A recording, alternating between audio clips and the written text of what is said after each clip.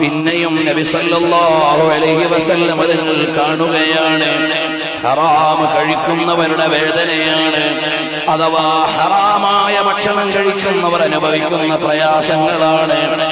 നബി സല്ലല്ലാഹു അലൈഹി വസല്ലം തങ്ങൾ വീണ്ടും കാണുന്നു, സ്വന്തം മാംസം മുറിച്ച് കഴിക്കുന്ന ആളുകൾ, അഥവാ ഗീബത്തും നമീമത്തും പറഞ്ഞ് കഴിഞ്ഞുകൂടിയ ആളുകളുണ്ട്. നിരപരാധികളായ ആളുകളെ, അതാ മറ്റുള്ളവരുടെ ന്യൂനതകൾ പറയാൻ വേണ്ടി മാത്രം ജീവിക്കുന്നവരുണ്ട്. അവര് റബ്ബിന്റെ കോടതിയിൽ ചെല്ലുമ്പോ അവരവരുടെ മാംസം തന്നെ കഴിക്കുകയാ.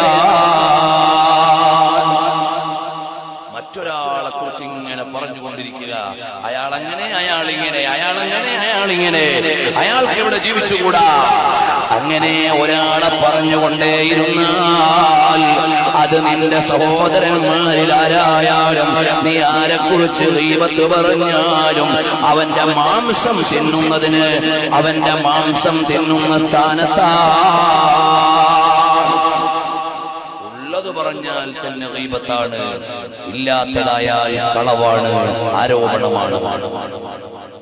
പ്രിയമുള്ള സഹോദരങ്ങൾ, അറിയണം, ഒരു മുസൽമാന്റെ അഭിമാനത്തെ ചോദ്യം ചെയ്യാനും പിച്ച് ചീന്താനും മറ്റൊരാൾക്ക് അവകാശമില്ല.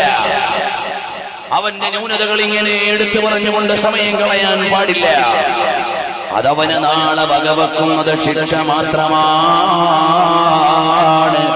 അവര് ഗീബത്തിന്റെയും നമീമത്തിന്റെയും ആളുകളാണ്.